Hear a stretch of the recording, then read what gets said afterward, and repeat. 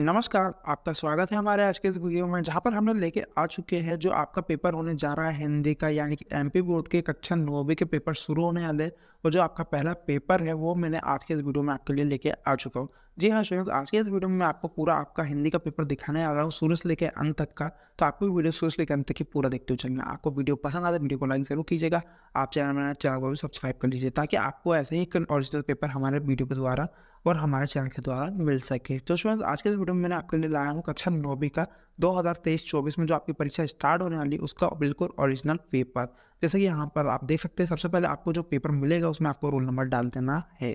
फिर यहाँ पर कक्षा 9वीं परीक्षा 2023-24 लिखा रहेगा। यहाँ पर एक यूनिक कोड आपको देखने को मिल जाएगा जो साइड में आपके रहेगा। फिर यहाँ पर देखिए हिंदी, यहाँ पर एक कोड डला रहेगा। यहाँ पर अंग्रेजी में भी हिंदी लिखा रहेगा और हिंदी में भी हिंदी सब विषय लिखा रहेगा। यहाँ पर एक कोड देखने को आपको मिल जाएगा।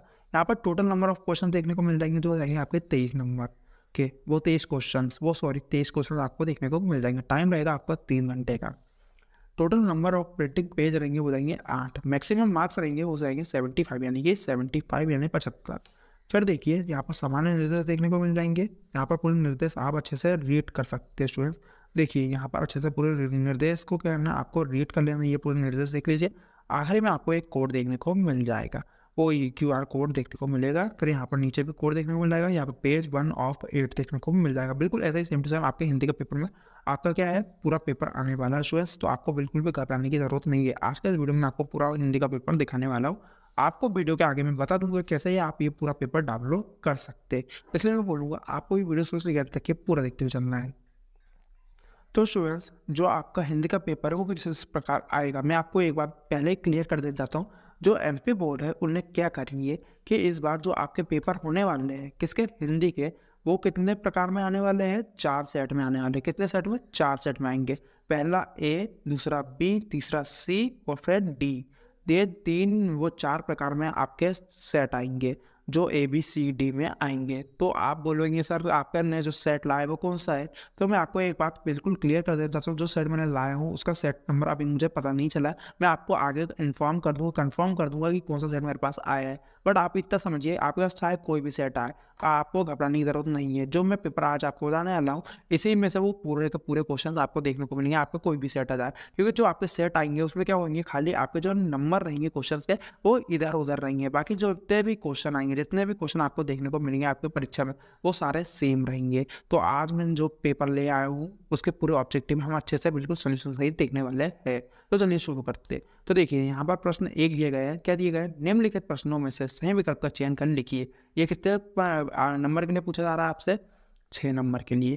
तो यहाँ पर देखिए पहला प्रश्न दिया गया है, प्रेम वाटिका के रचनाकार है। तो यहाँ पर आपको ऑप्शन दिया गया है रसखान, मीराबाई, जायसी, कबीरदास। तो जो आपका सही उत्तर हो जाएगा वो जाएगा रसखान। तो रसखान क्या है, आपके प्रेम वाटिका के रचनाकार है। तो ये आपको रसखान को राइट टिक करके आपको करना है, उत्तर में लिख देना है। फिर देखिए यहाँ पर प्रश्न 2 दिया गया, प्रबंध काव्य के प्रकार होते हैं।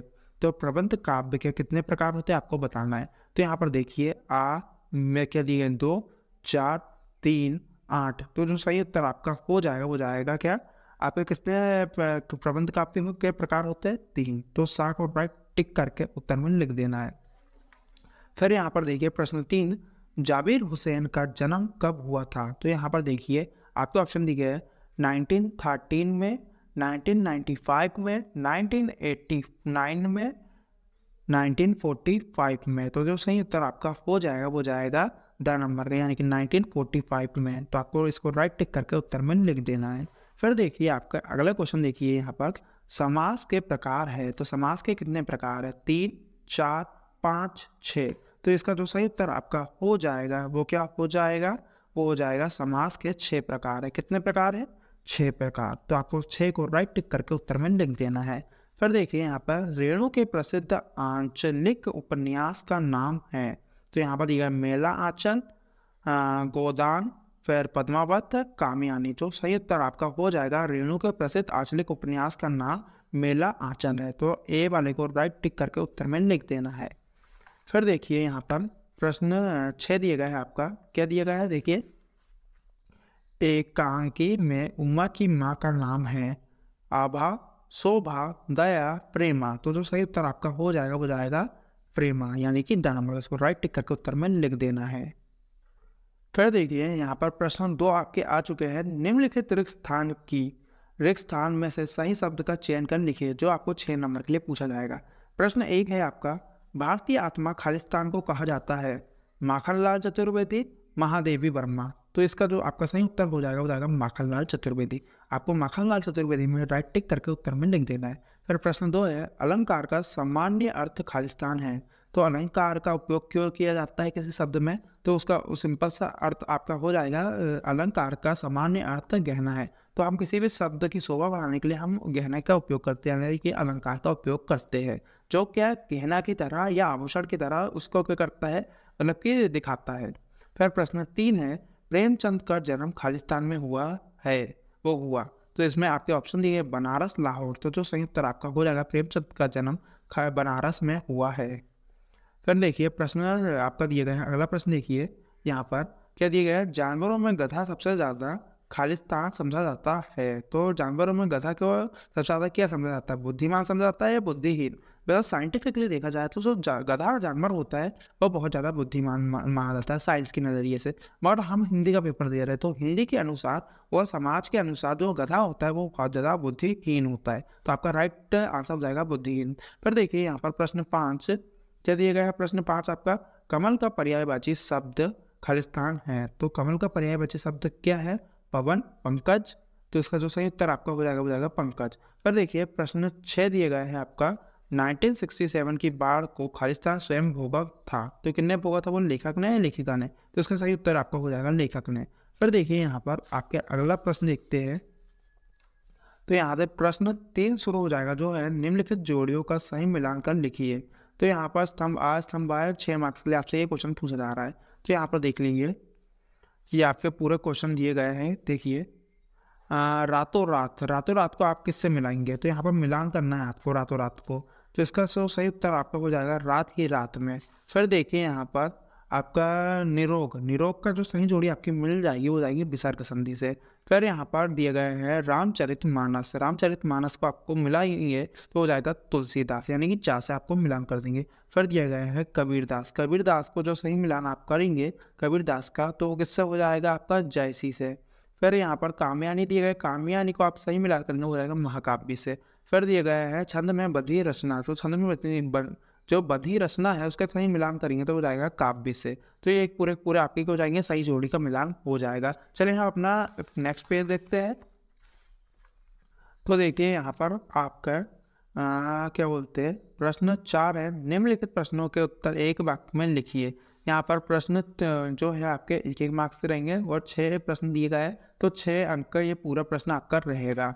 तो ये यहाँ पर देखिए पहला प्रश्न दिया गया है, मनुष्य ईश्वर को कहाँ कहाँ ढूंढता फिरता है। तो उसका जो सही उत्तर आपका हो जाएगा वो क्या हो जाएगा, मंदिर मस्जिद में। तो आपको सिंपल ये लिख लेना है इसका उत्तर मंदिर मस्जिद में। प्रश्न 2 दिए गए, प्रबंध काव्य के भेदों के नाम लिखिए। तो जो प्रबंध काव्य के भेदों के नाम होंगे वो क्या हो जाएंगे, महाकाव्य, खंड काव्य और आख्यान नीतियाँ। फिर यहाँ पर प्रश्न क्या दिया गया है आपका, महादेवी वर्मा किस गायिका के रूप में प्रसिद्ध है। तो इसका जो उत्तर आपका हो जाएगा वेदना और पीड़ा के रूप में प्रसिद्ध है। महादेवी वर्मा वेदना और पीड़ा के गायिका के रूप में प्रसिद्ध है। यहाँ पर हो जाएगा उत्तर हो जाएगा। फिर प्रश्न 3 वो देखिए, प्रश्न 4 दिया गया है आपका, हिंदी का उपन्यास सम्राट किसे हम कहा जाता है। तो जो उसका सही उत्तर आपका हो जाएगा वो जाएगा मुंशी प्रेमचंद को। जो हिंदी के उपन्यास सम्राट है उन्हें किन्हें कहा जाता है, मुंशी प्रेमचंद को।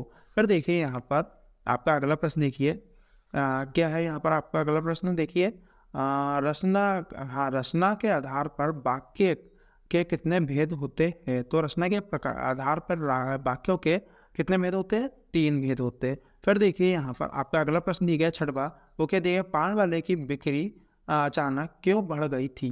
तो उसका जो उत्तर आपका सही आ जाएगा कि लोग बाढ़ को देखने आ रहे थे, इसके कारण जो पान वाला है उसकी बिक्री बढ़ गई थी।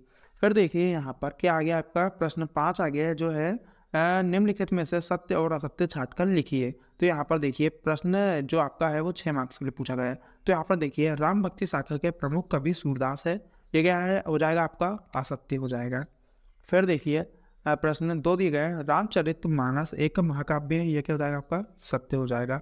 झूरी बेलों को देखकर गदगद हो गया, यहाँ पे हो जाएगा सत्य हो जाएगा। मुंह की खाना का अर्थ मुंह से खाना है, यहाँ पे हो जाएगा असत्य हो जाएगा। विचार विनिमय के लिए माध्यम को भाषा कहा जाता है, यहाँ पे सत्य हो जाएगा। उमा साहसी लड़की थी, ये आपका भी सत्य हो जाएगा। ये आपके हो जाएंगे पूरे के पूरे ऑब्जेक्टिव यहाँ पर खत्म हो जाएंगे। फिर यहाँ से आपके आ जाएंगे क्या आ जाएंगे, देखिए यहाँ से प्रश्न 6 चालू हो जाएगा, जो है मानसरोवर से कवि का क्या आशय है, या फिर 2 मार्क्स के लिए पूछा जाएगा। तो बिल्कुल आपको इसको समझना है। इसके हम क्या है, जितने भी प्रश्न 6 से आपके क्वेश्चन के आंसर हैं, हम उन्हें क्या करेंगे, डायरेक्ट वेबसाइट में अपलोड करेंगे और भाग 2 में आपके लिए लेके आएंगे। और आपको अगर ये पूरा पेपर डाउनलोड करना है तो आपको सिंपली गूगल में जाना है और सर्च करना है। क्या करेंगे, जैसे कि आप स्क्रीन में दिखाई दे रहा है, आपको सिंपली सर्च करना है studysource.online। फिर यहाँ पर इसी के में आपसे पूछा जाएगा छायावाद की कोई 2 विशेषताएं लिखिए। प्रश्न 7 है, भक्ति काल को स्वर्ण युग क्यों कहा जाता है, ये आपको 2 मार्क्स के लिए पूछा जाएगा। उसी का में आपसे पूछा जाएगा छायावाद की 2 प्रमुख विशेषताएं लिखिए। फिर यहाँ पर प्रश्न 8 है, माखनलाल चतुर्वेदी के कला पक्ष की 2 विशेषताएं लिखिए। ये पेज 4 है आपका 8 में से, ये कुछ इस प्रकार आपका पेपर आएगा। फिर इसी में अथवा में देखेंगे हम, इसी में देखिए सुमित्र नंदन पंत के भाव सौंदर्य की 2 विशेषताएं लिखी, यहाँ पे तो जाएगा क्वेश्चन हो जाएगा। फिर यहाँ पर प्रश्न 9 है, लता ने बादल रूपी मेहमान को किस तरह देखा और क्यों। उसी के अथवा में आपसे पूछा जाएगा अरहर और सुनाई के खेत कवि को कैसे दिखाई देते हैं। जो अरहर और सुनाई के खेत हैं कवि को कैसे दिखाई देते हैं आपको बताना है। इन सब के हम आंसर अपने वेबसाइट में डायरेक्ट अपलोड करेंगे और इसके पार्ट 2 में हम आपको अच्छे से बताएंगे, एक्सप्लेन करेंगे। तो मुझे कमेंट करके बताइए कि वीडियो कैसा लग रहा है और पार्ट 2 कितनी जल्दी चाहिए। तो यहाँ पर प्रश्न 10 दिया गया है आपको, नई कविता के 2 कवियों के नाम एवं उनकी एक एक रचना का नाम लिखिए। यह भी आपको 2 मार्क्स के लिए पूछा जाएगा। उसके अथवा में आपसे पूछा जाएगा कवि रसखान के भाव सौंदर्य की 2 विशेषताएं लिखिए। फिर प्रश्न 11 देख लीजिए, पंडित जगन्नाथ के अनुसार काव्य की परिभाषा लिखिए। फिर उसी के अथवा में आपसे पूछा जाएगा काव्य किसे कहते हैं, उसके भेदों के नाम लिखिए। फिर यहाँ पर प्रश्न 12 दिए, छोटी बच्ची को बेलों के प्रति प्रेम क्यों उमड़ आया। फिर उसी के अथवा में आपसे पूछा जाएगा कांजी होज में कैद पशुओं की हाजिरी क्यों ली जाती थी। तो इसे आपको बता देना है, जो कांजी होज था वहाँ पे जो पशु थे उनकी हाजिरी क्यों लगाई जाती थी, आपको बताना है। फिर प्रश्न 13 है, कहानी विधा के बारे में संक्षिप्त परिचय दीजिए। फिर उसी के अथवा में निबंध लेखन की कोई 2 विशेषताएं लिखिए, आपको बताना है। ये सब के आंसर मैंने जैसे ही आपको बता चुका 2 बार कि आपको सिंपली studysource.online गूगल में सर्च करना है, वहाँ पर मिल जाएंगे। प्रश्न 14 दिया गया है, एकांकी की कोई 2 विशेषताएं लिखिए। सर यहाँ पर प्रश्न वो एकांकी की 2 विशेषताएं लिखिए। तो उसी के अथवा में आपसे पूछा जाएगा, क्या पूछा जाएगा, प्रेमचंद के साहित्य की कोई 2 विशेषताएं लिखिए। फिर यहाँ पर प्रश्न 15 है, सलीम अली पक्षी प्रेमी कैसे बने, लिखिए। फिर उसी के अथवा में पूछ लिया जाएगा किस घटना ने सलीम अली के जीवन की दिशा को बदल दिया। फिर यहाँ पर प्रश्न 16 देखिए, संधि की परिभाषा एवं प्रकार लिखिए। उसी का जवाब आपसे पूछा जाएगा मुहावरे एवं लोकोक्तियों में अंतर लिखिए। जो लोकोक्तियाँ होती है और मुहावरों में दोनों में अंतर लिखना है। यहाँ पर प्रश्न पूरे 16 तक यहाँ पर होगा है, जो आपके 2 नंबर के लिए पूछे जाएंगे। फिर यहाँ पर प्रश्न आपका 17 आ जाएगा, रेणु जी की मित्रता के नाम लिखिए। फिर यहाँ पर उसी के अथवा में आ जाएगा, गोलंबर के पास जनसंपर्क की गाड़ी क्या ऐलान कर रही थी, आपको बता देना है। फिर यहाँ पर प्रश्न 18 है, निम्नलिखित काव्यास का संदर्भ प्रसंग साहित्य भावार्थ लिखिए। या फिर 3 नंबर के लिए आपसे पूछ लिया जाएगा, यहाँ पर देखने को मिल जाएगा। उसी के अथवा में भी ये देख लीजिए। और फिर यहाँ पर प्रश्न 19 दिएगा, निम्नलिखित गद्यांश की संदर्भ प्रसंग साहित्य व्याख्यान लिखिए। ये 3 नंबर के लिए आपसे पूछ लिया जाएगा। ये यहाँ पर देख सकते हैं आप, 2 दिए गए आपको, अथवा वाला देख लीजिए, ऊपर वाला देख लीजिए। फिर यहाँ पर प्रश्न 20 दिया गया, जल है तो कल है विषय पर एक अनुच्छेद लिखिए। ये भी 3 नंबर के लिए आपसे पूछ लिया जाएगा। उसी के अथवा में आपसे पूछ लिया जाएगा, अपने गांव या शहर पर एक अनुच्छेद लिखिए। अपने गांव या शहर में आपको एक अनुच्छेद लिख देना है। फिर यहाँ पर प्रश्न 21 देख लीजिए, निम्नलिखित अपठित काव्यांश अथवा गद्यांश को पढ़कर नीचे लिखे प्रश्नों के उत्तर लिखिए। तो यहाँ पर दिए गए है ना। तो चलिए हम इसको देख लेते हैं। तो यहाँ पर जैसे कि आप देख पा रहे होंगे, ये देख सकते हैं आप, ये पूरा का पूरा आपको क्या देखने को मिल जाएगा, पूरा गद्यांश देखने को मिल जाएगी। ये उनके क्वेश्चन देखने को मिल जाएंगे।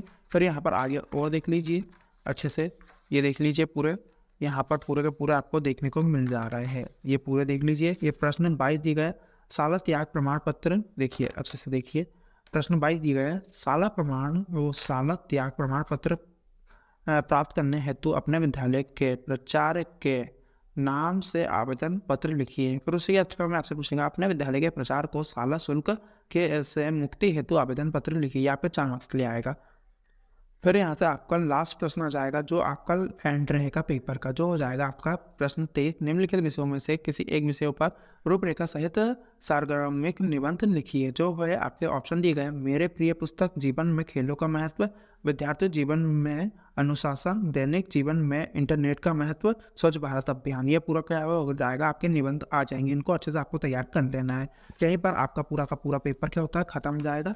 ये देख सकते हैं, ये पेज 8 ऑफ 8 हो जाएगा। तो मैं उम्मीद करता हूँ कि आपका हमारा ये वीडियो पसंद आया। अगर आपको वीडियो पसंद आता है, इस वीडियो को लाइक जरूर कीजिएगा। चैनल को सब्सक्राइब कर लीजिएगा।